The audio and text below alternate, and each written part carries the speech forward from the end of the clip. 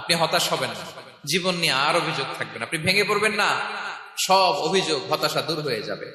আমাদের জীবনে যত হতাশা, আমাদের জীবন নিয়ে যত অভিযোগ, আমাদের মনে যত কষ্ট, আমাদের হৃদয়ের ভেতরে যত অস্থিরতা, তার মূলে হচ্ছে এই সমস্যা যে আমরা ভুলেই গেছি আমরা পরীক্ষা দিতে আসছি। এই যে আমাদের জীবন, এই জীবনের জন্য বিপদ, আপদ, পরীক্ষা, স্ট্রাগল, এটা অনিবার্য, এটা হবে। বিপদ নাই, কষ্ট নাই, আপদ নাই, অনিশ্চয়তা নাই, স্ট্রাগল নাই, এমনকি কেউ আছে এখানে? কেউ কি হাত তুলে বলতে পারবেন যে হুজুর আমার জীবনে কোনো বিপদ নাই, অথবা আমার জীবনে কোনো দুঃখ নাই, কষ্ট নাই, কোনো স্ট্রাগল নাই, কোনো রিস্ক নাই? এরকম সৌভাগ্যবান কেউ আছেন এখানে? তাহলে জীবনের জন্য পরীক্ষা, এটা অনস্বীকার্য, হবেই হবে পরীক্ষা। পৃথিবীর জীবনটাই এমন, এভাবেই এই লাইফকে ডিজাইন করা হয়েছে। পরীক্ষা থাকবে, এখানে বিপদ থাকবে, এগুলো উত্তীর্ণ হয়ে আপনাকে যেতে হবে। চিরসুখ চির শান্তি এটাই পৃথিবীতে হয় না। চিরসুখ এবং চির শান্তির জায়গা হচ্ছে জান্নাত। চিরসুখ এবং চির শান্তি কোথায়? এটা জান্নাতের বৈশিষ্ট্য। চিরসুখ চির শান্তি, টেনশন নাই, ঝামেলা নাই, পরীক্ষা নাই, বিপদ নাই, রিস্ক নাই, স্ট্রাগল নাই, এটা হচ্ছে দ্য ফিচার্স অফ জান্নাত, জান্নাতের ফিচার। কিন্তু সমস্যা বাদে তখন যখন জান্নাতের ফিচার আমরা দুনিয়ায় খুঁজি, যেটা পাবো আমরা জান্নাতে, এটা খুঁজি কোথায়? এই তখনই সমস্যা বাদে। And this is the main problem. এটাই বড় সমস্যা। এই সমস্যার সমাধান কোথায়, এটা নিয়ে আজকে আমি কিছু কথা অ্যাড্রেস করবো ইনশাআল্লাহ। তো তাহলে আসুন শুনি জান্নাতের ফিচার কি। জান্নাতের কমন একটা ফিচার হচ্ছে জান্নাতে there will be no sickness in paradise. জান্নাতে কোনো অসুস্থতা থাকবে না, চিরসুস্থ। সুবহানাল্লাহ পড়েন। চিরসুস্থ, চির সবল, কেউ অসুস্থ হবে না জান্নাতে। জান্নাত হবে অ্যান্টি এইজিং, জান্নাতে বয়স বাড়বে না কারো, চির যৌবনা, চির যুবক, অ্যান্টি এজিং। আপনারা জানেন যে বর্তমান পৃথিবীতে অ্যান্টি এজিং ক্রিম পাওয়া যায় না? ক্রিম, কথা বুঝতেছেন? অ্যান্টি এজিং ক্রিম পাওয়া যায়। তারা বলে এই ক্রিম মাখলে চামড়ায় ভাঁজ পড়ে না। এটার দাম আছে কিন্তু অনেক। অ্যান্টি এজিং ক্রিম লাগায়, শ্যাম্পু ইউজ করে, অ্যান্টি এজিং অয়েল আছে, এটা দিলে নাকি চামড়ায় ভাঁজ পড়ে না। ইভেন ভারতের অনেক বড় একজন ব্যবসায়ী মুকেশ আম্বানি, নাম শুনছেন না? যে তার ছেলের বিয়ে হয়ে গেল। তো এই মুকেশ আম্বানির স্ত্রী নীতা আম্বানি, সে কিছুদিন আগে এক বোতল গোল্ড ওয়াটার খেয়েছে, gold water, and it's cost $60,000। $60,000 দাম এক বোতল গোল্ড ওয়াটারের। কেন? ফর অ্যান্টি এজিং, যাতে বয়সের ছাপ গালে না থাকে। এখন বলেন, এভাবে কি আমাদের বয়সকে ধরে রাখা সম্ভব এই পৃথিবীতে? সম্ভব না। কারণ এই ফিচারটা দুনিয়ার ফিচার না, এটা জান্নাতের ফিচার। সুবহানাল্লাহ পড়েন। তাহলে জান্নাতে কেউ অসুস্থ হবে না। জান্নাত হবে চির যৌবন, চির যৌবনা, ওখানে আমরা যুবক থাকবো। প্রত্যেকে 33 বছরের যুবক যুবতী হয়ে জান্নাতে ঢুকবো। বিষ্ণু ইসলাম বলেন, আহলুল জান্নাতি জুরদা ওয়া মুরদা ওয়া আবনাউ 30 ওয়া 30। জান্নাতে যারা যাবে শুভ্র দাড়িবিহীন, প্রত্যেকে হবে 33 বছর বয়সের। ওই যে 33 বছর বয়সে একবার ঢুকলেন, আর বয়স বাড়বে না, ওইটাই চিরকাল ওই বয়স পাবেন। জান্নাতের আরেকটা ফিচার হচ্ছে নো ফ্রাস্ট্রেশন, কোনো চিন্তা নাই, দুশ্চিন্তা নাই, হাইপার টেনশন নাই, সজীব প্রাণবন্ত। সুবহানাল্লাহ। জান্নাতের আরেকটা ফিচার হচ্ছে there is no expiry date in Jannat. Expiry date আছে? জান্নাতে যে ঢুকবো 7 দিনের জন্য চেক ইন, নাকি? চেক ইন কয় দিনের জন্য? 7 দিন, 10 দিন পরে চেক আউট করে ফেলবে, এরকম? নো এক্সপায়ারি ডেট, আজীবন। একবার এন্ট্রি পেলে বের হওয়ার টেনশন নাই। আল্লাহু আকবার। তাহলে no expiry date, rather it's eternal, আজীবন থাকবেন, খালিদিনা ফিহা, চিরকাল থাকবেন। এবং জান্নাতের সবচাইতে গুরুত্বপূর্ণ ফিচার হচ্ছে there will be no death in Jannat. জান্নাতে আপনার আর মৃত্যু হবে না, মৃত্যুর বিদায় হবে। তার মানে আপনি অমর হবেন। তাহলে আপনি চির সুস্থ, চির সবল হবেন জান্নাতে, চির যুবক থাকবেন, প্রাণবন্ত থাকবেন, আপনি অমর হবেন, আপনি জান্নাতে মরবেন না। জান্নাতীরা যখন জান্নাতে যাবে, ফেরেশতারা ডেকে বলবে, ইয়া আহলাল জান্নাতি ইন্না লাকুম আন তাসিহু ফালা তাসকামু আবাদা। জান্নাতীরা চিরকাল সুস্থ থাকবা, অসুস্থ হবা না। ইন্না লাকুম আন তাশিব্বু ফালা তাহরামু আবাদা, তোমরা শাবাব থাকবা, বুড়া হবা না। ওয়া ইন্না লাকুম আন তাহিয়াউ ফালা তামুতু আবাদা, চিরকাল বেঁচে থাকবা, মরবা না। এবং সেদিন জান্নাতে মৃত্যু দেয়া হবে, মৃত্যু দেয়া হবে। ইউতাল মাউতু বিকাবশিন আমলাহ, একটা ছাগলের আকৃতিতে মৃত্যুকে আনা হবে। ফায়ুযবাহুল মাউত, মৃত্যুকে জবাই দেয়া হবে। এবার জান্নাতীরা তাকিয়ে থাকবে, ফেরেশতারা বলবে, ইয়া আহলাল জান্নাতি খুলুদুন ফালা মাউত, হে জান্নাতীরা চিরকাল এই জান্নাতে থাকবে। তাহলে জান্নাতের ফিচার পাইছেন?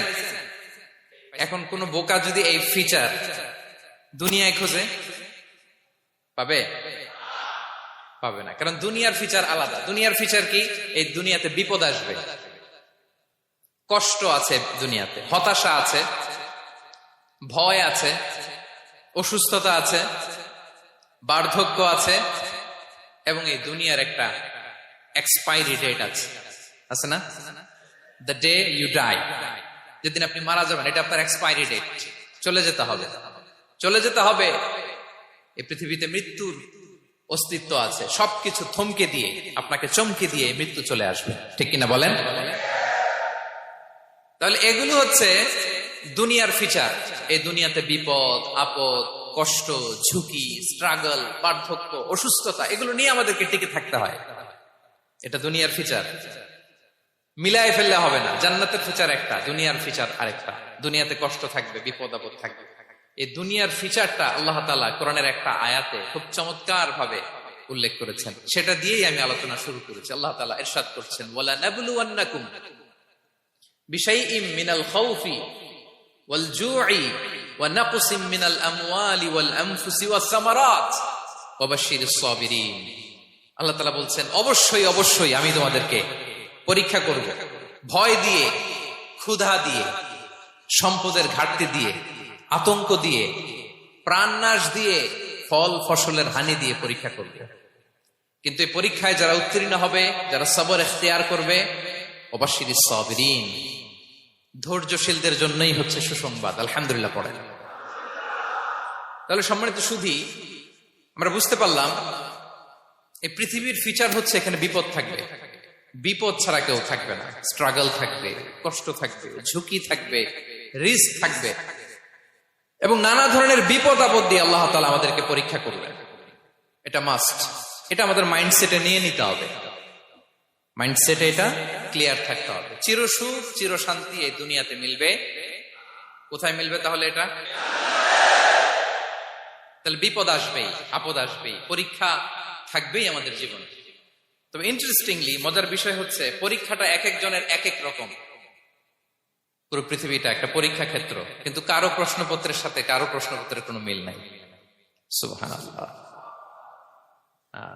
আমার পরীক্ষা একরকম, আপনার পরীক্ষা আরেক রকম, ওই ভাইয়ের পরীক্ষা আরেক রকম, ওনারটা আরেক রকম। সবাই পরীক্ষার্থী, সবাই পরীক্ষার্থী, কিন্তু কারো প্রশ্নপত্রের সাথে কারো প্রশ্নপত্রের কোনো মিল নাই। কারোর জন্য পরীক্ষা হচ্ছে সে খুব অসুস্থ, প্রচন্ড অসুস্থতা, তার জন্য পরীক্ষা। ক্যান্সারের রোগী, দুরারোগ্য ব্যাধি, ডক্টর বলছে 4th স্টেজে চলে আসছে, কয়েক মাস বাঁচতে পারে, এটা তার জন্য পরীক্ষা। আবার কারো দেখবেন যে খুব একটা অসুস্থতা নাই, অসুস্থতার ঝামেলা নাই, কিন্তু তার দারিদ্রতা আছে, তার আর্থিক অনটন, এটা তার জন্য পরীক্ষা। আবার কারো দেখবেন অসুস্থতাও নাই, দারিদ্রতাও নাই, তার দাম্পত্য জীবনের সমস্যা আছে না নাই? অনেকের দেখবেন এগুলো কোনোটাই সমস্যা না, তার ছেলে কথা শোনে না, মাদকাসক্ত। মাদকাসক্ত, রিহ্যাবে পাঠায়, আবার আসে, আবার গাঁজা খাওয়া শুরু করে, আছে না নাই বলেন? দেখেন তার পরীক্ষাটা আবার আলাদা। অনেকের দেখবেন মেয়ে বাবার কথা শোনে না। আবার অনেকের দেখবেন যে ব্যবসায় সমস্যা, লসের পর লস, লাভ উঠাতে পারে না। তাহলে পরীক্ষা ছাড়া, বিপদ আপদ ছাড়া দুনিয়াতে কেউ নাই, কেউ নাই প্রিয় ভাইরা। এটা আমাদের মাথায় রাখতে হবে। পরীক্ষা আপনাকে দিতেই হবে, পরীক্ষা দিয়ে দিয়েই নিজেকে প্রমাণ করতে হবে। আর এক একজনের পরীক্ষাটা এক এক রকম, কারো পরীক্ষার সাথে কারো পরীক্ষার কোনো মিল থাকবে না। তো মাঝে মাঝে আমরা এটা ভুলে যাই। আল্লাহ তাআলা কালামে পাকে রিমাইন্ডার দিয়ে আমাদেরকে স্মরণ করিয়ে দিতে চান যে এই পৃথিবীতে আসলে তোমরা এসেছো পরীক্ষা দিতে। এটাই জীবনের বড় বাস্তবতা। আমাদের জীবনে যত হতাশা, আমাদের জীবন নিয়ে যত অভিযোগ, আমাদের মনে যত কষ্ট, আমাদের হৃদয়ের ভেতরে যত অস্থিরতা, তার মূলে হচ্ছে এই সমস্যা যে আমরা ভুলেই গেছি আমরা পরীক্ষা দিতে আসছি। এটা যদি ভুলে না যান, এটা যদি আপনার মাইন্ডসেটে থাকে যে পুরো জীবনটা একটা পরীক্ষা, তাহলে দেখবেন কোনো কিছু আপনাকে কাবু করতে পারবে না। আপনি হতাশ হবেন না, জীবন নিয়ে আর অভিযোগ থাকবেন, আপনি ভেঙে পড়বেন না, সব অভিযোগ হতাশা দূর হয়ে যাবে। তার মানে বুঝতে পারলাম পরীক্ষা আপনাকে দিতেই হবে। পরীক্ষা দেয়া ছাড়া এই পৃথিবী থেকে চলে যাওয়ার কোন চান্স বা সুযোগ আমাদের কারো নেই। সূরাতুল আনকাবুতে আল্লাহ তাআলা এই কথাটা আরো চমৎকার ভাবে বলেছেন। আল্লাহ তাআলা ইরশাদ করছেন, আহাসিবান নাসু আইয়ুতরাকু আইয়াকুলু আমান্না ওয়া হুম লা ইফতানুন ওয়ালাকাদ ফাতান্নাল্লাযীনা মিন ক্বাবলিহিম ফালা ইয়া'লামান্নাল্লাহু আল্লাযীনা সাদাকু ওয়ালা ইয়া'লামান্নাল কাযিবিন। আল্লাহ বলেন, মানুষকে ভেবেছে সে শুধু বলবে আমি ঈমানদার আর তাকে আমি জান্নাতে ঢুকাই দিব? না, কখনো না, কোশ্চিন কালেও না। বরং পূর্ববর্তীকালে যারা পৃথিবীতে এসেছিল তাদেরকে আমি পরীক্ষায় নিয়েছি, পরীক্ষা করেছি, এবং তাকেও ঈমানের প্রশ্নে সে সত্যবাদী না মিথ্যাবাদী পরীক্ষা দিয়ে দিয়ে নিজেকে প্রমাণ করতে হবে। ঠিক কিনা বলেন? পরীক্ষা দিয়ে আপনাকে প্রমাণ করতে হবে। এবং এই পরীক্ষার ব্যাপারটা, এটা যে শুধু আমরা সাধারণ মানুষ আমাদের জীবনে দুঃখ বিপদ পরীক্ষা এমনটা নয়। এই পৃথিবীর সবচাইতে শ্রেষ্ঠ মানুষ যারা ছিলেন তাদেরকে আল্লাহ পরীক্ষা নিয়েছেন। বলেন তো এই পৃথিবীতে সবচাইতে শ্রেষ্ঠতম মানুষ কারা? সবচাইতে শ্রেষ্ঠ ভালো মানুষ কারা ছিল পৃথিবীতে? বলেন তো নবীরা। আওয়াজ করে বলেন তো কারা? তো বলেন তো নবীদের জীবনে পরীক্ষা ছিল কি ছিল না? হ্যাঁ ছিল। বেশি না কম? বিষ্ণু ইসলামকে জিজ্ঞাসা করা হলো, আইয়ুন নাসি আশাদ্দু বালাআন ইয়া রাসূলুল্লাহ, হে আল্লাহর রাসূল এই পৃথিবীতে কাদের জীবনে পরীক্ষা বেশি? বিষ্ণু ইসলাম বললেন, আল আম্বিয়া, নবীদের জীবন। আল আম্বিয়া সুম্মাল আমসাল ফাল আমসাল, সবচাইতে জীবনে পরীক্ষার সম্মুখীন সবচাইতে বেশি হয়েছেন নবীরা। তারপরে নবীদের পরবর্তী অবস্থান যাদের, সিদ্দিকিন যারা, সোহাদা যারা, সালিহিন যারা, আল্লাহওয়ালা যারা, তাদের জীবনে পরীক্ষা বেশি। ইউবতালার রাজুলু আলা হাসাবি দীনি, ব্যক্তির দিনদারি যত বেশি তার জীবনে আল্লাহর পরীক্ষাও তত বেশি। আপনি আল্লাহওয়ালা হবেন, আপনার জীবনে পরীক্ষাও অনেক বেশি। এজন্য ইমানদার হওয়া যেমনি মর্যাদার, ইমানদারের জীবনে পরীক্ষাও হবে অনেক বেশি। এবং পরীক্ষা যত বড়, খেয়াল রাখতে হবে, মন খারাপ করার কোনো সুযোগ নেই। পরীক্ষা যার জীবনে যত বড়, সেটাতে সফল হতে পারলে ওটার প্রতিদানও বড়। পরীক্ষা যত বড়, এটাতে সাকসেস হইতে পারলে এটার রিওয়ার্ডও তত বড়। বিষ্ণু ইসলাম বলেন, ইযামুল জাযাই মা'a ইযামিল বালা, বালা যত বড় জাযাও তত বড়, প্রতিদানও তত বড়। আপনারা নবীদের জীবনে যদি খেয়াল করেন, দেখবেন যেই নবীর জীবনে পরীক্ষা যত বেশি, সেই নবীর জীবনে সফলতাও তত বেশি। সাইয়েদনা ইব্রাহিম আলাইহিস সালামের কথাটা একটু খেয়াল করেন তো, বলেন তো ওনার জীবনে পরীক্ষা কেমন ছিল? বেশি না কম? ওনার জীবনের পরীক্ষা থেকেই তো আমরা এই শব্দটা ব্যবহার করি। আমরা বলি অগ্নি পরীক্ষা। কি বলি? মানে আগুনে নিক্ষেপ করা হয়েছে সাইয়েদনা ইব্রাহিম আলাইহিস সালামকে। তাও স্বাভাবিকভাবে না, উলঙ্গ করে, নেকেট করে ওনাকে অপমানিত করবার জন্য ওনার গায়ের জামা কাপড় খুলে উলঙ্গ অবস্থায় আল্লাহর খলিল সাইয়েদনা ইব্রাহিম আলাইহিস সালামকে অগ্নিকুণ্ডে নিক্ষেপ করা হয়েছিল। এরকম এক্সপেরিয়েন্স এই অডিটোরিয়ামের ভেতরে আমাদের কখনো হয়েছে? তাইলে সাধারণ মানুষের জীবনের পরীক্ষা আর নবীদের জীবনের পরীক্ষার মধ্যে পার্থক্য আছে না নাই? ওই পরীক্ষায় উনি পাশ করে ফেললেন। ৮৬ বছর পর্যন্ত আল্লাহর কাছে দোয়া করলেন, আল্লাহ আমাকে একটা নেককার সন্তান দাও। আল্লাহ সন্তান দেয় না। ৮৬ বছর পরে আল্লাহ তাআলা সাইয়েদনা ইব্রাহিম আলাইহিস সালাম এবং হাজারের ঘরকে উজালা করে সন্তান দিলেন। সাইয়েদনা ইসমাঈল আলাইহিস সালাম পৃথিবীতে আসলেন কত বছর বয়সে? 86 বছর বয়সের এখানে কেউ আছেন? হ্যাঁ, আছি আমরা? কেউ নাই। 86 বছর বয়সে প্রথম সন্তান পেয়েছে। তাদের ঘরকে উজালা করে আল্লাহর নবী সাইয়েদনা ইসমাঈল আলাইহিস সালাম আসলেন। এবার আল্লাহ বললেন, যাও স্ত্রীকে আর এই কলিজার টুকরা সন্তানকে, থাকো তো প্যালেস্টাইনে, প্যালেস্টাইন থেকে ১,৫০০ কিলোমিটার দূর দ্য ব্যারেন ল্যান্ড, ওই মক্কার ধুধু মরু প্রান্তরে রেখে আস, যেখানে কেউ নাই, মানুষ নাই, গাছ নাই, পাখি নাই, পানি নাই, যাও রেখে আস। আচ্ছা বলেন তো, ৮৬ বছর পরে যে লোকটা সন্তান পেল, বুঝে শুনে উত্তর দিয়েন, ৮৬ বছর পরে যে লোকটাকে আল্লাহ তাআলা সন্তান দিল, তার হৃদয়ে ওই সন্তানের জন্য মায়া বেশি না কম? এমনি তো আমাদের প্রথম সন্তানের হিস্ট্রিটা একটু খেয়াল করেন তো। প্রথম আমাদের যে মেয়ে হয়েছিল বা যাদের ছেলে হয়েছিল, তার প্রতি আদর, সোহাগ, দরদ, ভালোবাসা, আল্লাহ কত ছিল। আর ৮৬ বছর বয়স আল্লাহ তাআলা ওনাকে সন্তান দিলেন, দিয়ে বললেন, যাও হাজারকে আর ইসমাঈলকে মক্কার ধুধুমরু প্রান্তরে রেখে আস। আল্লাহ তাআলা বলতে দেরি, চলে যেতে দেরি নাই, মুহূর্তে উনি রওনা হয়ে গেলেন। সুবহানাল্লাহ পড়বেন না?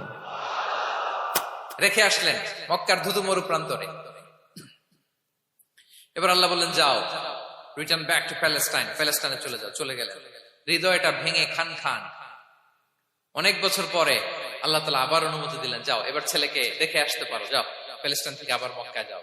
সাইয়েদনা ইব্রাহিম আলাইহিস সালাম প্যালেস্টাইন থেকে আবার ১,৫০০ কিলোমিটার পথ পাড়ি দিয়ে, এখনকার মতো ফ্লাইটে যায় না, গাড়িতেও না, উটে করে। কিসে করে? উনি যে কতবার মক্কা থেকে ফিলিস্তিন এসেছেন আর গিয়েছেন, ইয়ত্তা নাই, হিসাব নাই। গেলেন, এবার ছেলেটা হাঁটতে পারে, দৌড়াতে পারে, একটু একটু কথা বলতে পারে, আব্বু আব্বু ডাকতে পারে। কেমন মায়া লাগে বলেন তো? মায়া ভালোবাসায় যখন টইটম্বুর, ঠিক ওই মুহূর্তে আল্লাহ বললেন, ছেলেকে জবাই করো, জবাই করো ছেলেকে। আল্লাহ তাআলা বলতে দেরি করেছেন, আল্লাহর আদেশ পালনে ১ সেকেন্ডও তিনি দেরি করেন নাই। ছুরি চালালেন, জান্নাত থেকে দুম্বা নিয়ে আসা হল। এভাবে আল্লাহর নবী ইব্রাহিম আলাইহিস সালাম ওনার জীবনের প্রতিটি ক্ষেত্রে যেখানে আল্লাহ তাআলা ওনাকে পরীক্ষা নিয়েছেন, উত্তীর্ণ হয়েছেন। এবং দেখেন ওনাকে আল্লাহ তাআলা কি উপহার দিলেন, আল্লাহ তাআলা ওনাকে খলিলুল্লাহ উপাধি দিলেন, আল্লাহর বন্ধু। সুবহানাল্লাহ বলেন। আল্লাহ তাআলা বলছেন, ওয়া ইযিবতালা ইব্রাহিম রাব্বুহু বিকালিমাতিন ফাআতাম্মাহুন ক্বালা ইন্নী জাঈলুকা লিন-নাসি ইমামা।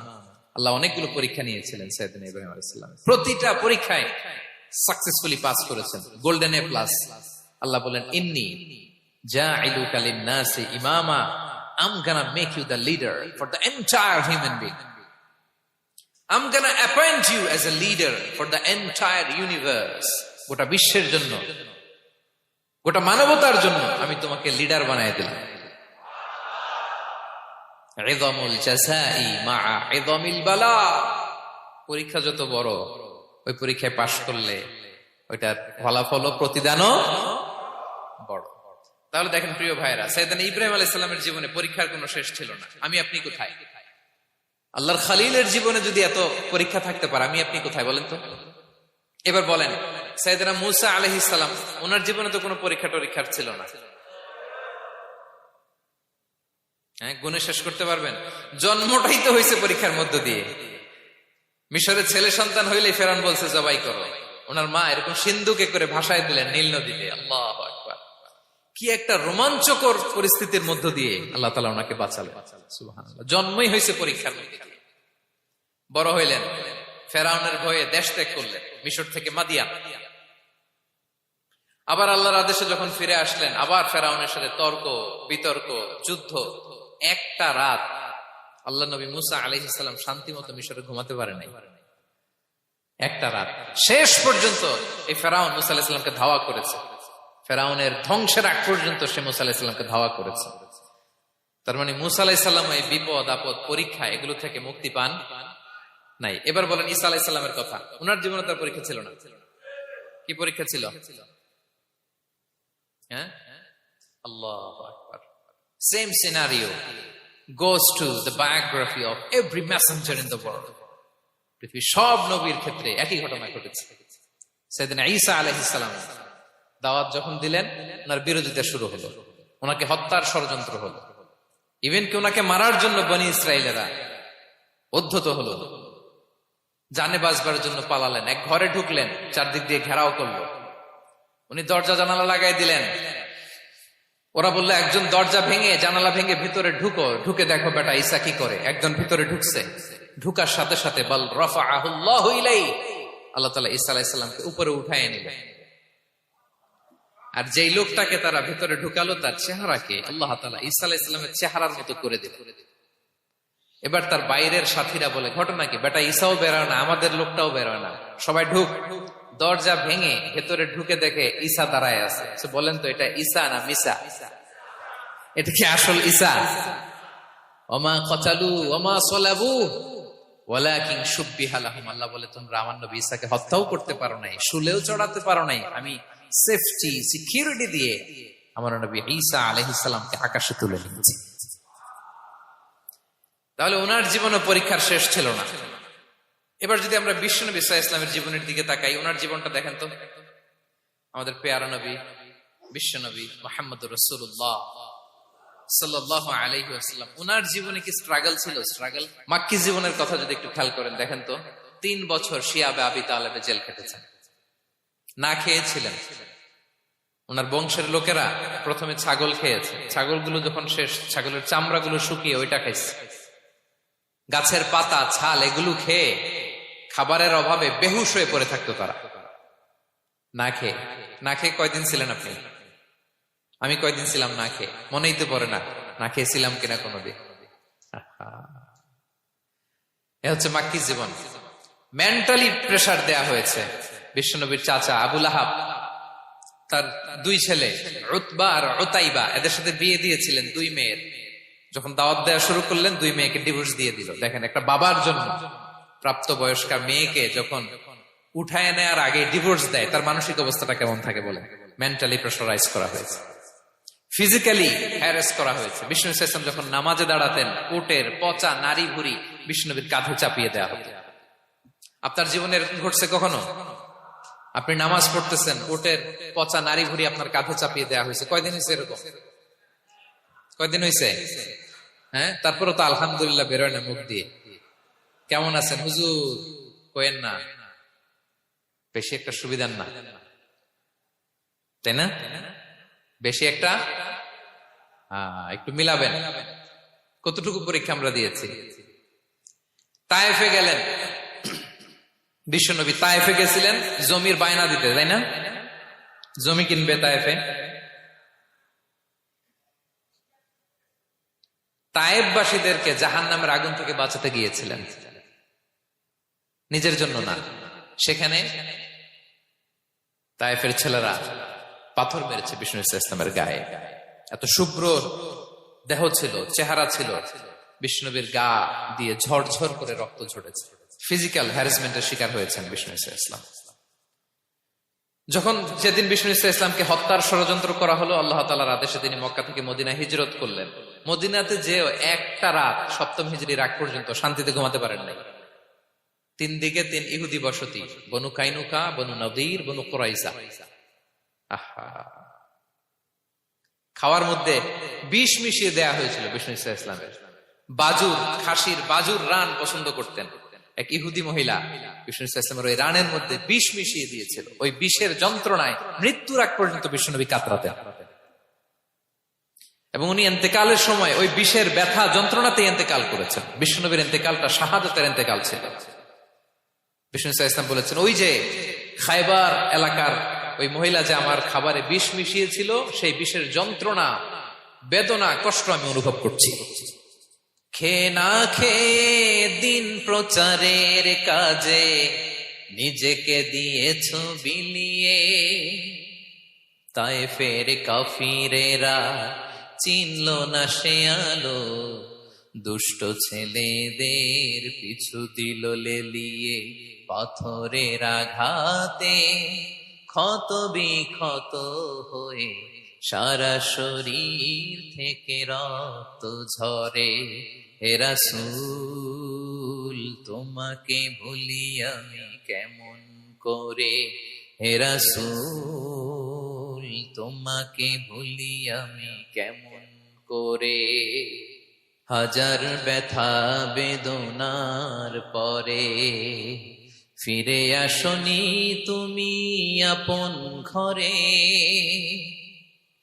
দিনের আলো তুমি ছড়িয়ে দিতে চলে গেলে মদিনায় মক্কা ছেড়ে, হে রাসূল তোমাকে ভুলি আমি কেমন করে, হে রাসূল তোমাকে ভুলি আমি কেমন করে। ঠিক কিনা বলেন? একটা রাত শান্তিতে শান্তির ঘুম তিনি দিতে পারেন নাই।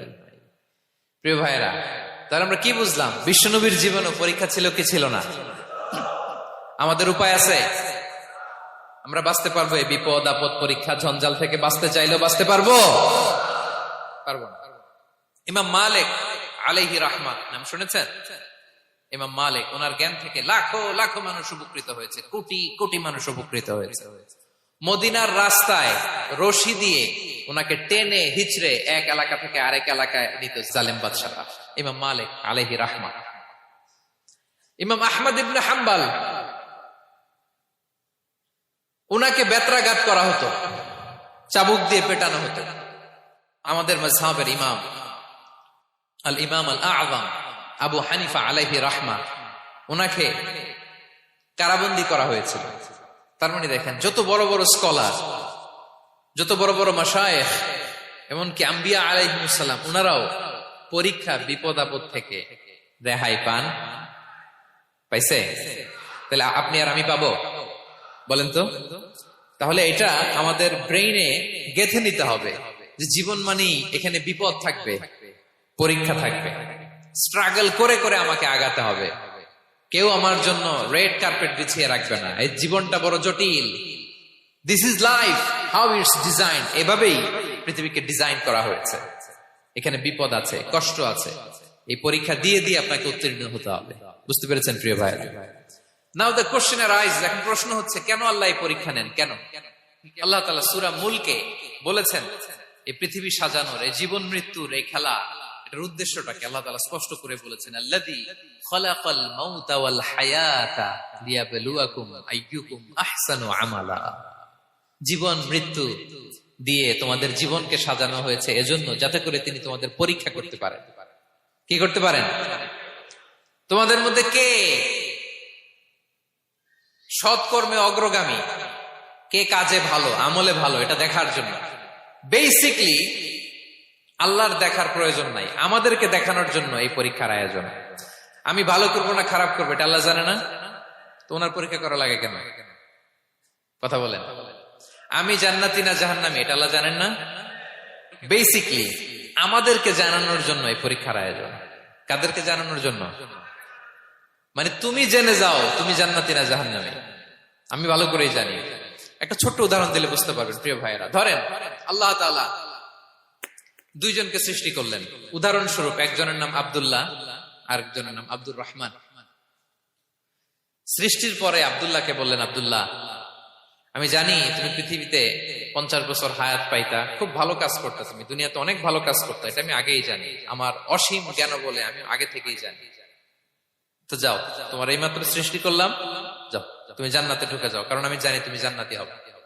আচ্ছা, আর আব্দুর রহমান, তুমি পৃথিবীতে খুব খারাপ কাজ করতা, এটা আমি জানতাম, তোমার পাঠাইলে খারাপ কাজ করবা, তুমি সীমা লঙ্ঘন করবা, অন্যায় করবা, অপরাধ করবা, তুমি জাহান্নামী হবা, যাও। যেহেতু আমি জানি পরীক্ষার আর দরকার নেই, তোমারে জাহান্নাম দিয়ে দিলাম, যাও ঢুকে যাও। আব্দুল্লাহ ঠিকই জান্নাতে ঢুকে যাবে, আব্দুর রহমান কি ঢুকবে? ঢুকবে। সে বলবে, আল্লাহ এই মাত্র আমারে বানাইলেন, এই মাত্র আপনি আমাকে সৃষ্টি করলেন, সৃষ্টি করেই বলতেছেন তুমি জাহান্নামে যাও, আর বলতেছেন আমি জানি দুনিয়াতে পাঠালে তুমি খারাপ কাজ করবা, তুমি জাহান্নামী হবা, পাঠানোর আর কি দরকার, আগে থেকে জাহান্নামে যাও। আল্লাহ আপনি জানলে জানতে পারেন, আমি তো জানি না। ঠিক কিনা বলেন? সে বলবে, না আল্লাহ আপনি ভুল বলতেছেন, এই দুনিয়াতে পাঠাইলে আমি খুব ভালো কাজ করতাম, আমি সীমা লঙ্ঘন করতাম না, নামাজ পড়তাম, রোজা রাখতাম, হজ করতাম, যাকাত দিতাম, সাদাকা করতাম, চ্যারিটি করতাম, জনকল্যাণকর সব ভালো কাজগুলো আল্লাহ আমি করতাম। এজন্য আল্লাহ তাআলা পরীক্ষার আয়োজন করেছেন, যাতে করে তুমি জেনে যাও যে পৃথিবীতে তুমি কি করেছো। এখন আর আল্লাহকে এক্সকিউজ দেওয়ার সুযোগ নেই। আচ্ছা বলেন তো, আবু জাহেলকে যদি আল্লাহ এখন কিয়ামতের দিন বলে, Abu Jahl go to the hell fire, আবু জাহেলের কিছু বলার সুযোগ আছে? কারণ ও দুনিয়াতে কি করে আসছে এটাও জানে না। ফেরাউনকে ডেকে যদি আল্লাহ বলে, ফেরাউন তুমি জাহান্নামে যাও, গো টু দা হেল ফায়ার, ওর কি কোনো এক্সকিউজ দেওয়ার সুযোগ আছে? বলেন, সুযোগ আর আছে? কারণ তুমি দুনিয়াতে কি করেছো তোমার চেয়ে ভালো কেউ আর জানে। তা পৃথিবীতে এই পরীক্ষার এই আয়োজনের সবচাইতে বড় উদ্দেশ্য হচ্ছে যাতে করে আমরা দেখে যাই যে আমরা কি কাজ করছি। কেউ যখন পরীক্ষা দেয় প্রিয় ভাইরা, ওই পরীক্ষায় কত পাবে তার একটা হিসাব আছে না? বলেন, আপনি গণিত পরীক্ষা দিয়ে আসছেন, যে 100-তে 100 পাবে সে বলতে পারে আমার সব অঙ্ক হয়েছে, ঠিক কিনা বলেন? আর যে লাড্ডু গুড্ডু বুঝছেন তো, কিছুই পারে নাই, ঘোড়ার ডিম, তারও একটা হিসাব আছে যে সে কিছুই লিখে আসতে পারে নাই।